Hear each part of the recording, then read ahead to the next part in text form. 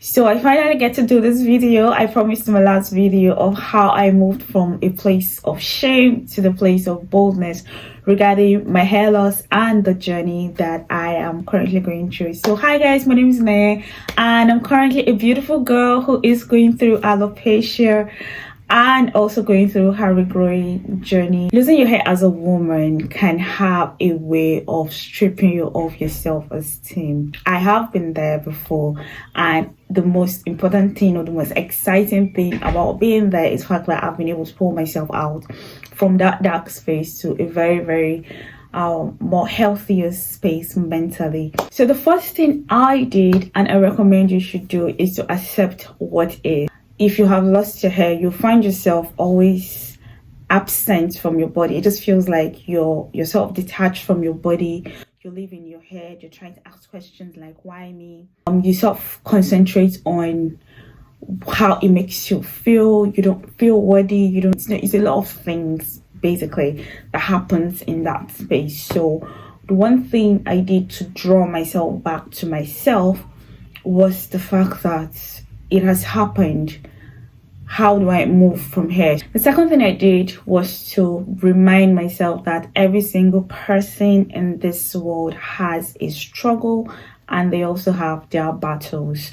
Now, every single person's battle may not look the same, but regardless of what it is, we all have battles that we are facing individually, and it comes in different forms, and sizes and all of it. So having that at the back of my mind sort of deflated that pity party balloon that I would always go into swimming. So it sort of made me realize that I'm not in the struggle alone. Everybody has their struggle regardless of what form it comes from. And the one thing I know that I have learned through the struggle is compassion. Like, my compassionate level when I see people who are going through life has like skyrocketed, because when I see your issues, I don't go laughing at you.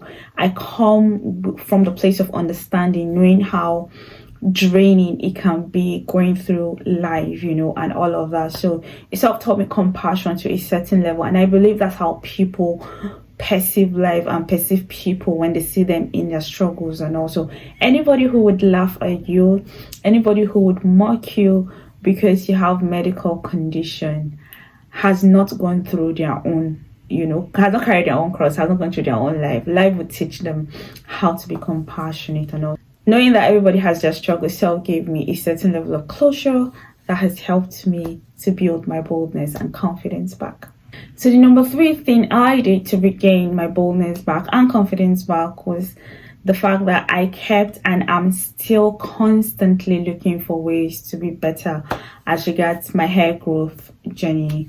So regardless of where I am mentally, the one thing that has not changed till date is the fact that if I feel anything, if I feel any sign, I try to look out for the sign.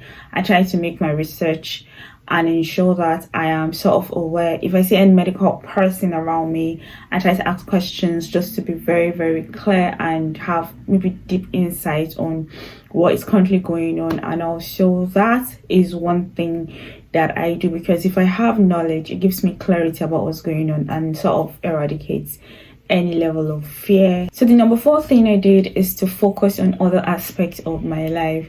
So before the hair issue came, I had a life, right?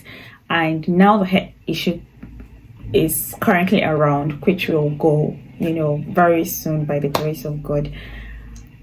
I sort of paused everything, and every single thing I'm doing, my life just evolved around the hair issue, which I decided to stop doing because there are other aspects of my life. I'm talking about the hair issues, I'm thinking about it, I'm researching about it, and I'm not paying attention to other aspects of my life. And that sort of made me feel like, oh, your life is not working because I'm focusing on what is not working at the moment, which I think is so wrong.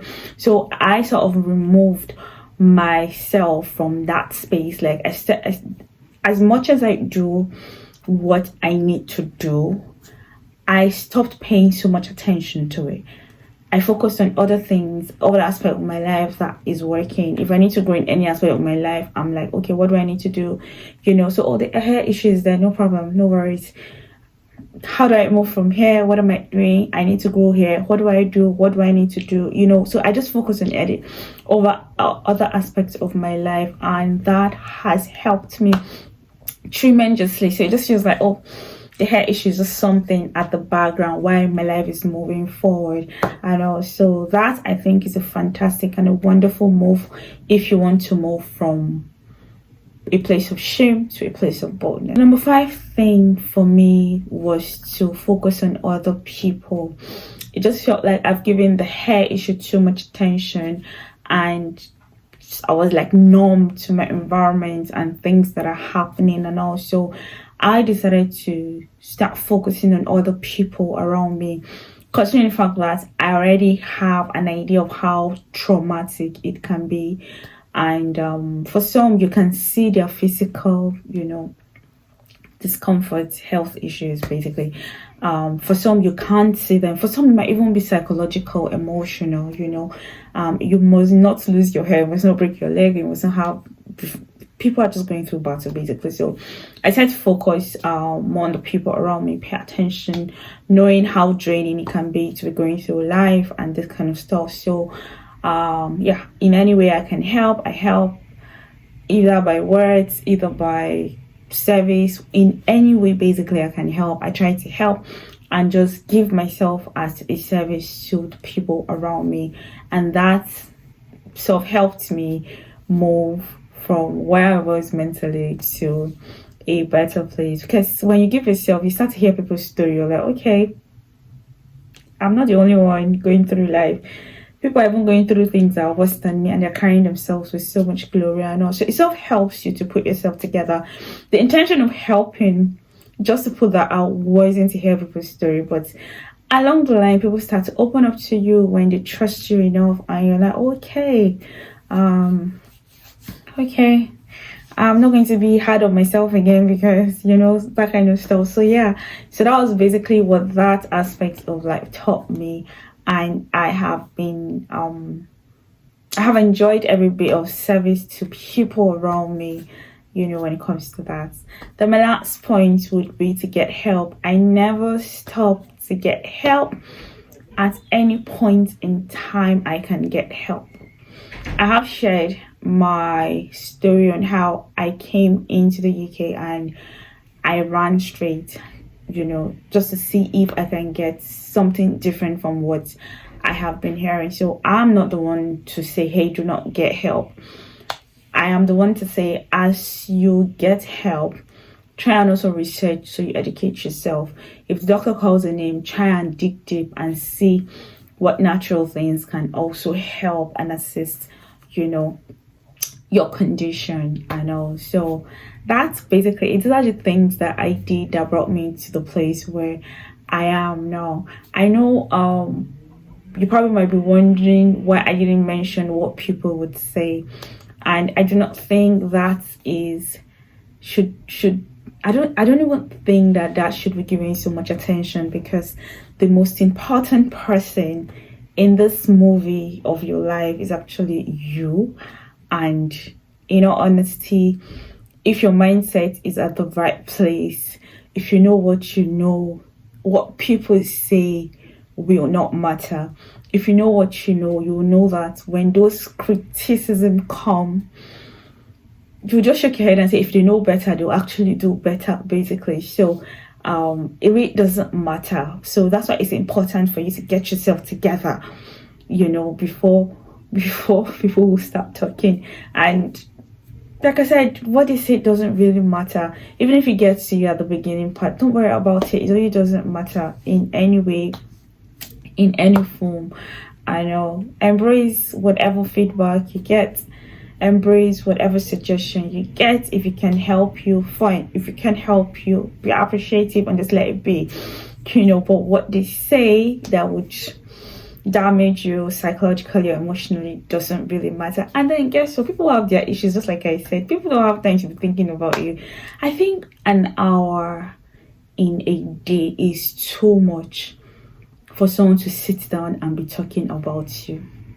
They really don't have so much to say or think about you.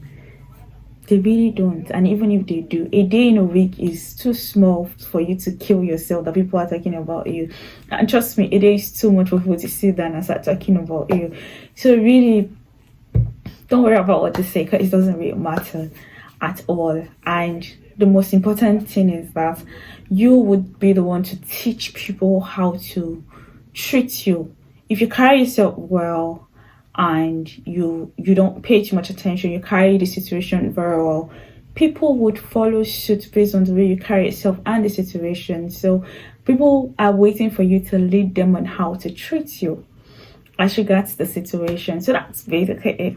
I hope this video is helpful to someone out there, and I am praying that you'll be able to come out from that space of shame to the place of boldness, because there's so much joy, there's so much peace, there's so much rest in that space. Yes, so please, if you haven't subscribed, I would like to say click on that subscribe button and do so right now. Thank you guys so much. I have so many new subscribers these days, and I'm like so happy about that.